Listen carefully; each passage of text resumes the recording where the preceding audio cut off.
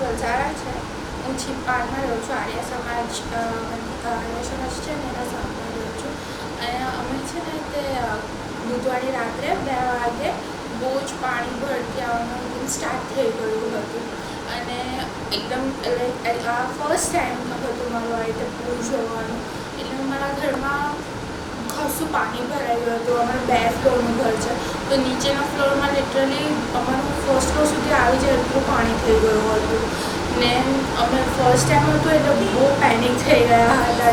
પાણી બધી સાઈડથી આવે છે અને પાણી ઉતરવાનું નામ પણ નહીં લેતું હતું. અમે બધા બહુ જ ગભરાઈ ગયા હતા. અને મારું ફર્સ્ટ ટાઈમ એટલે હું ગભરાઈ ગઈ હતી, બિકોઝ હું 8 મંથ પ્રેગ્નન્ટ છું. અને એ ફર્સ્ટ ટાઈમ હતું એટલે બહુ ગભરાઈ ગયા હતા.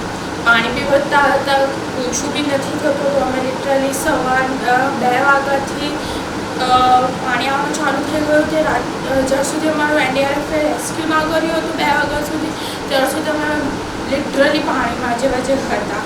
પછી મારા સસરાએ કોલ કર્યો હતો કે એનડીઆરએફને કે મારા બહુ 8 મહિના પ્રેગ્નન્ટ છે અને બહુ પેનિક થતા છે, તો તમે રેસ્ક્યુ કરવા આવો. તો એ લોકો આવ્યા હતા પેડલવાળી બોટ લઈને, બટ પાણીનો ફોર્સ જ એટલો બધો હતો કે એ લોકો કેવી રીતે આવી શકે. કારણ કે જેટલી વાર એ લોકો આવ્યા રેસ્ક્યુ કરવા માટે એટલી વાર ફોર્સથી બોટ ખેંચાઈ જતી હતી. તો એમણે એવું કીધું કે અમે છે ને ઇલેક્ટ્રિક બોટ લઈને આવીએ, એ બોટ લઈને આવીશું, પછી અમે તમારું રેસ્ક્યુ કરીશું. તો ત્યાર સુધી મને બહુ બધા એમ્બ્યુલન્સ પરથી બી કોલ આવી ગયા, આંગણવાડી પરથી બી કોલ આવી ગયા કે તમે બહુ પેનિક ના થતા, શાંતિ રાખજો. અને અમે ડૉક્ટર જોડે બી કન્સલ્ટ કર્યું હતું, તો ડૉક્ટરે બી કીધું હતું કે ના તમે બહુ પેનિક નહીં કરતા, શાંતિ રાખજો ને તમે ઘરમાં થોડી વાતચીત કરતા રહેજો. એટલે એપ્રોક્સ 2 વાગે જો બપોરના એ લોકો બોટ લઈને આવ્યા અને બહુ સારી રીતે રેસ્ક્યુ કર્યું, કંઈ તકલીફ ના પડી.